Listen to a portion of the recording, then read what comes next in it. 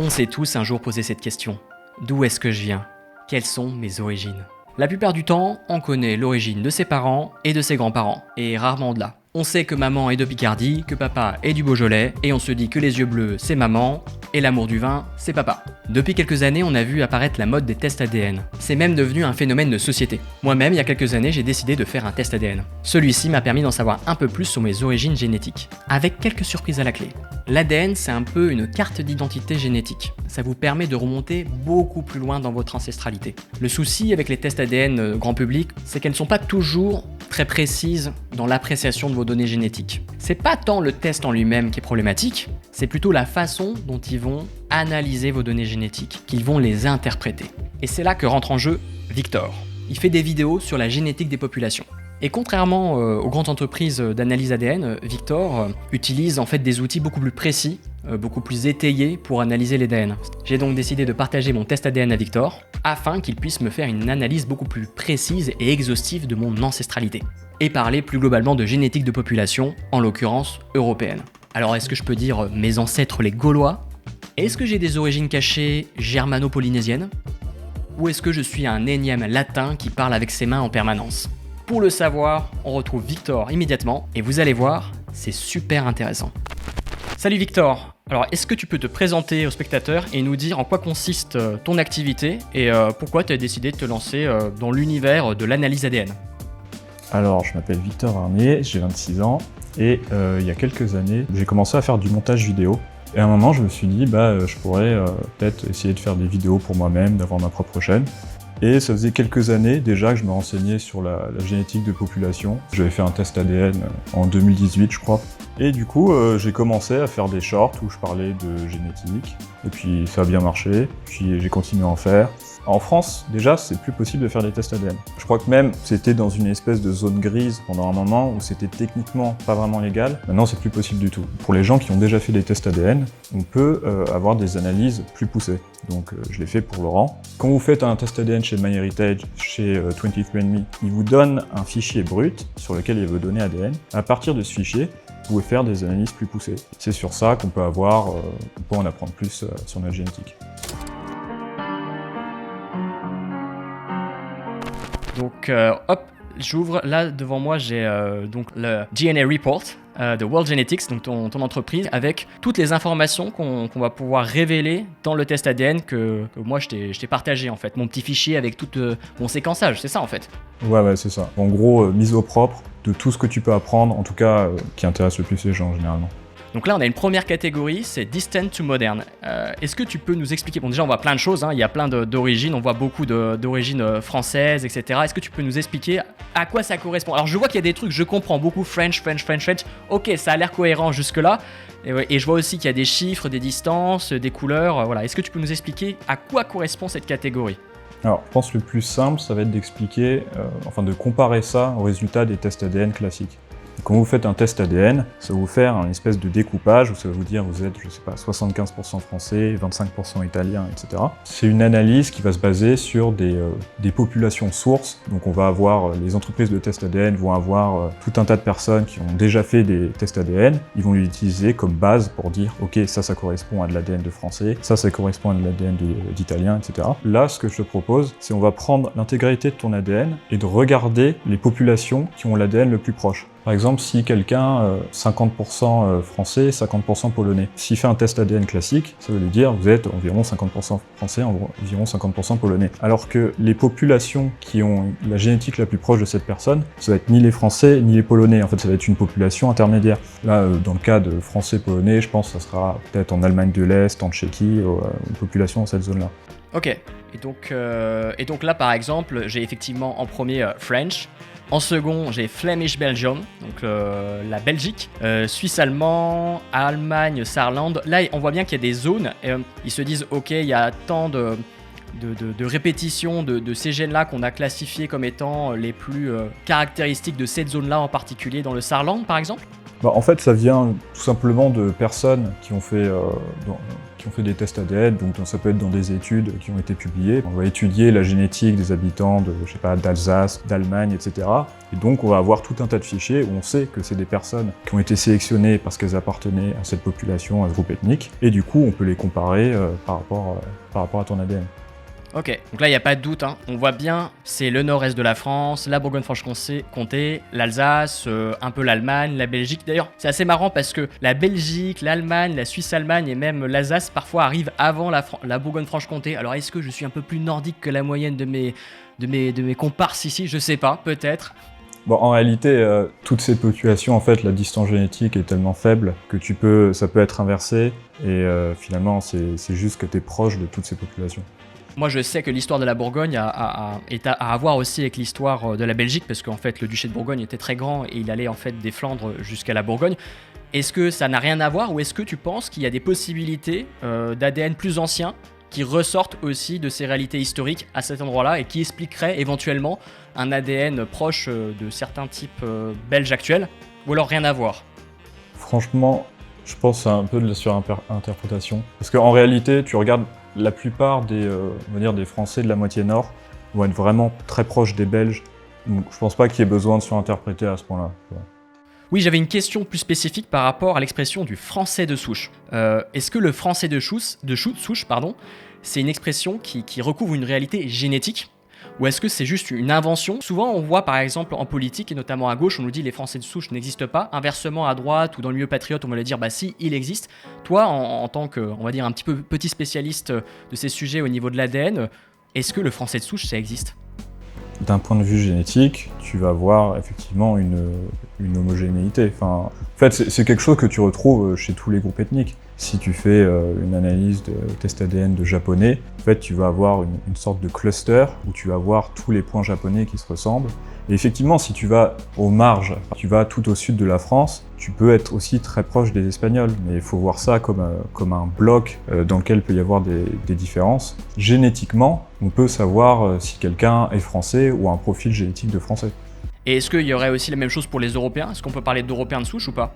Les Européens, en fait, c'est quelque chose qui est utilisé quand on regarde des articles scientifiques qui parlent de génétique. Par exemple, ils vont utiliser le cluster ouest eurasien. Donc en fait, il y a une proximité génétique avec tous les peuples qui sont en Eurasie de l'Ouest, donc Europe, Afrique du Nord, Moyen-Orient, etc. Et à l'intérieur de ce cluster, il va y avoir un cluster européen qui sera distinct des autres populations que j'ai nommées. Est-ce qu'un Maghrébin est aussi proche d'un Espagnol ou d'un Français du sud de la France que d'un Français du sud de la France, d'un Allemand par exemple?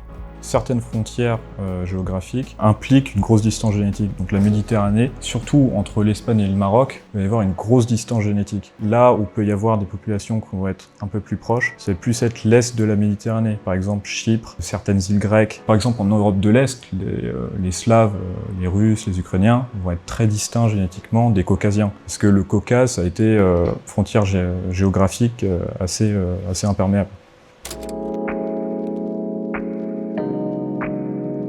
On va passer à la deuxième section du test ADN, qui n'est plus distance to modern, donc la distance par rapport aux populations modernes, mais la distance par rapport aux populations anciennes. Ça, c'est encore plus intéressant.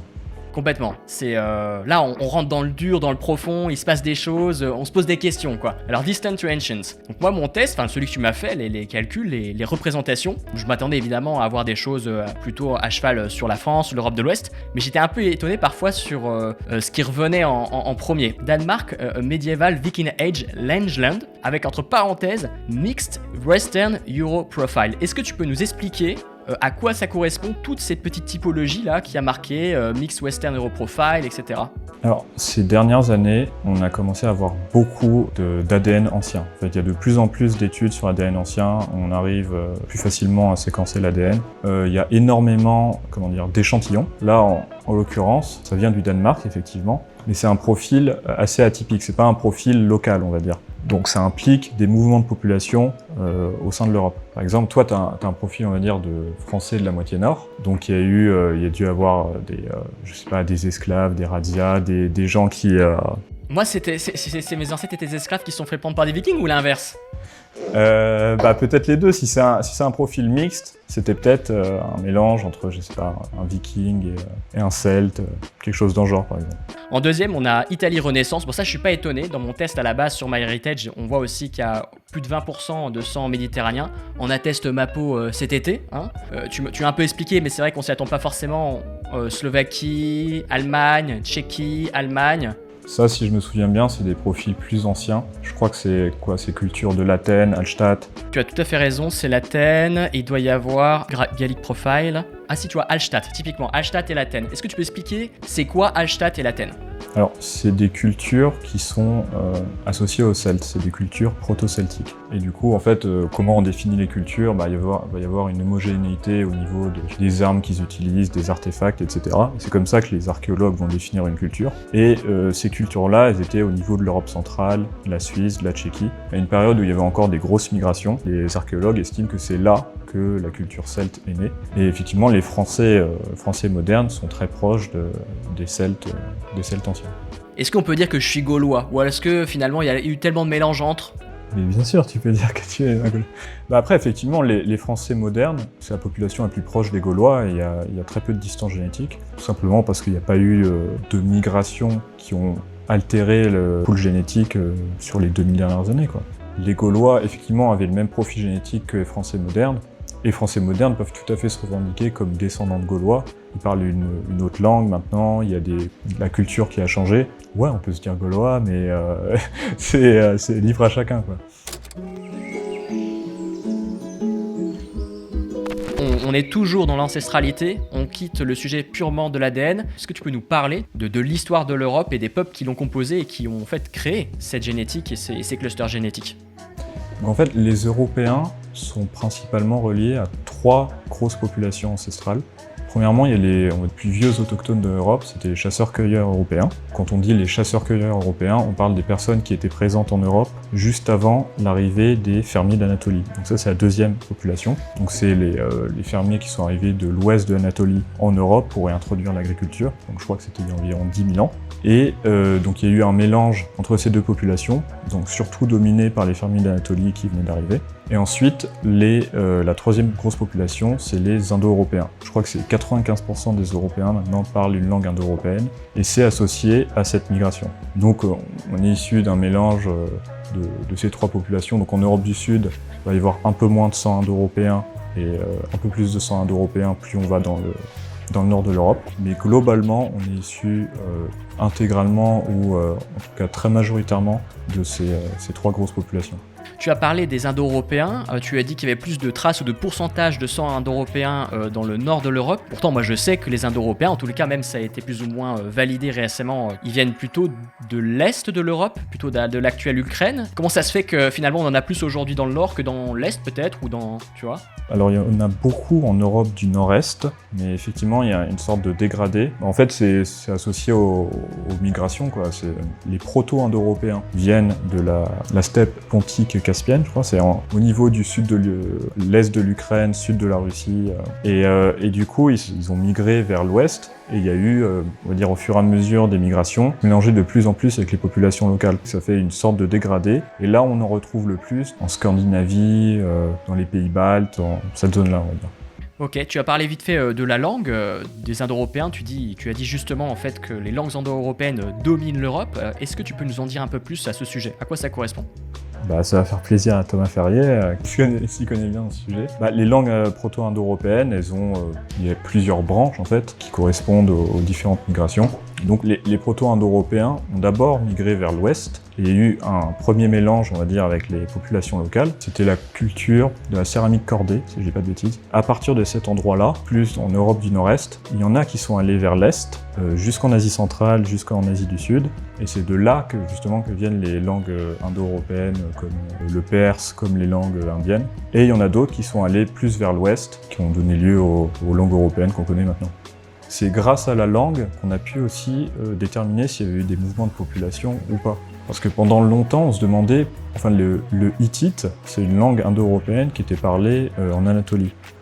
Et c'est une des plus vieilles langues européennes dont on a une trace. Mais on se demandait, mais pourquoi ils parlent une langue indo-européenne? On ne trouvait pas de traces en fait, génétiques. Et il n'y a pas très longtemps, il y a eu une étude qui a confirmé qu'il y avait bien eu une migration des indo-européens dans cette zone-là. Et par exemple, les Hongrois. Les Hongrois, ils ne parlent pas une langue indo-européenne, ils parlent une langue finno-ougrique, qui viendrait plus, on va dire, de Sibérie, plus d'Asie. Mais génétiquement, ils ont très peu de traces de cette population, en fait. Il y a eu une élite venue, on va dire, plus à l'est, qui a migré en Hongrie.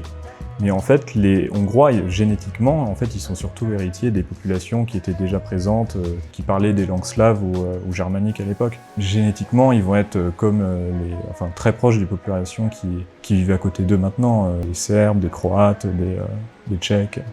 Il y a une population dont on parle souvent dans ce cadre-là, c'est les Basques. Est-ce que tu peux nous parler un petit peu de celle-ci, à la fois d'un point de vue génétique et culturel ?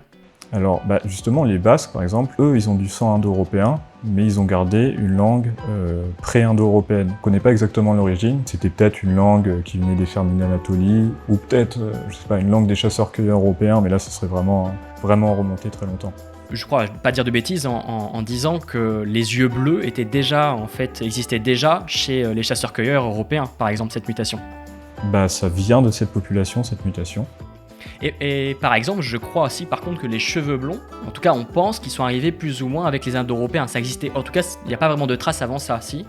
Alors, ça va devenir compliqué là, mais il y avait aussi des populations de chasseurs-cueilleurs qui étaient plus en Europe de l'Est. On ne les considère pas comme une des 3 grosses populations ancestrales des Européens. Ces chasseurs-cueilleurs d'Europe de l'Est se sont mélangés avec une autre population pour donner naissance aux proto-indo-européens. Mais ce serait de cette population que viennent les cheveux blonds à la base.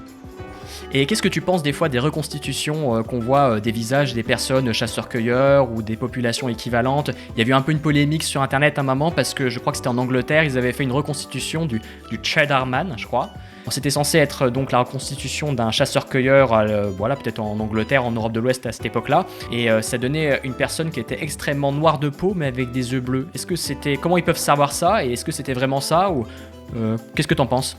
On sait que les chasseurs-cueilleurs européens avaient la peau plus foncée. De ce que j'ai vu, de ce que j'ai pu lire, on n'est pas certain de quel degré de couleur de peau ils avaient. C'est des reconstructions, donc des sujets à interprétation. Mais en fait, ce qu'il faut retenir, c'est que c'est pas parce qu'ils avaient la peau foncée qu'ils étaient africains, par exemple. Mais génétiquement, ils étaient déjà très distincts des populations qui étaient restées en Afrique ou qui avaient bougé dans d'autres parties du monde.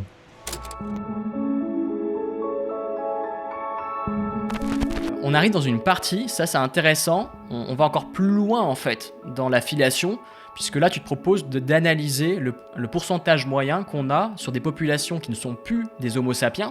Forcément il y a celui dont vous avez tous entendu parler, par exemple Néandertal. Est-ce que tu peux nous expliquer en fait pourquoi moi j'ai 1,6% de sang Néandertal alors que je suis a priori un Homo sapiens, et qu'on voit aussi que tu nous mets...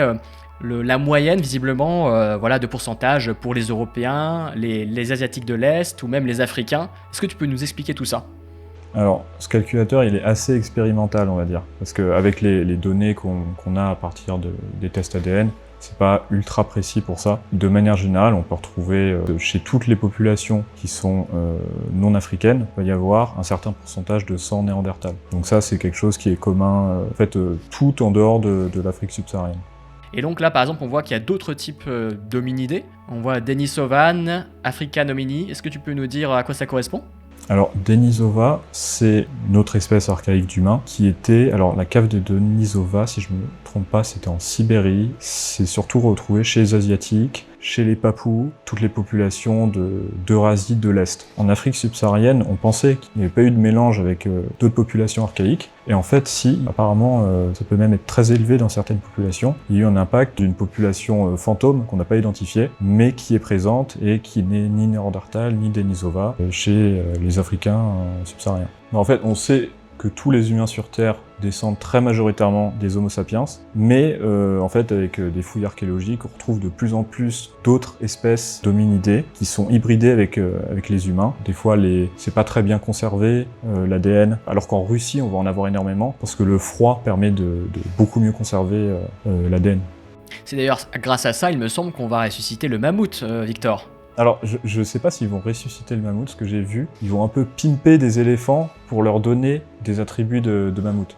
Ok, donc c'est comme l'histoire là des direwolf, c'est-à-dire ils font des chimères en fait, c'est-à-dire qu'ils prennent l'ADN des loups aujourd'hui, ils viennent discriminer ce qu'ils savent être du direwolf, enfin l'ADN en commun, ils enlèvent, ils bricolent, et après ils recréent à partir de l'ADN de loups modernes quelque chose qui ressemble le plus possible à ces loups anciens en fait.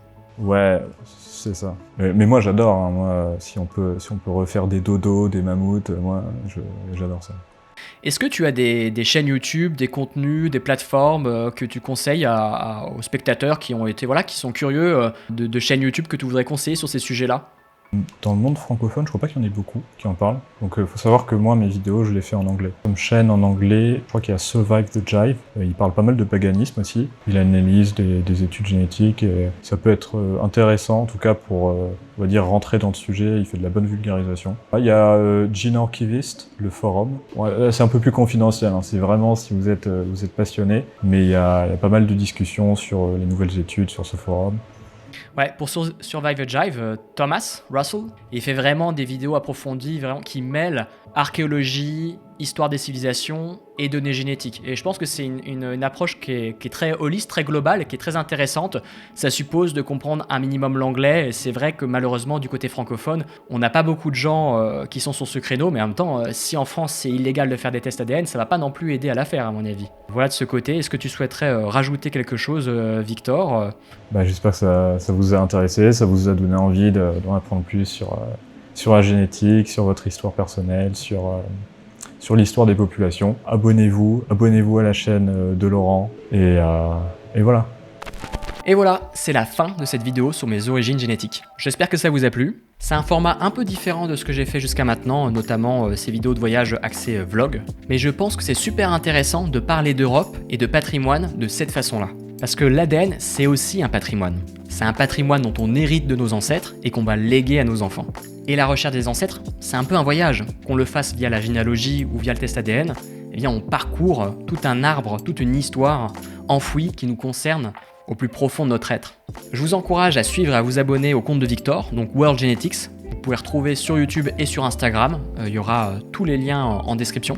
Nous, on se retrouve pour une prochaine vidéo. En attendant, vous pouvez me soutenir via Tipeee en me faisant un don. Le lien est en description. Je vous invite aussi évidemment à vous abonner à cette chaîne YouTube, à mettre un j'aime, à poster un commentaire. En particulier si vous avez fait un test ADN. Si vous avez fait un test ADN, j'aimerais bien qu'en commentaire, vous me donniez votre avis par rapport à celui-ci. Ça m'intéresse. Et moi, je vous dis à une prochaine. Allez, ciao.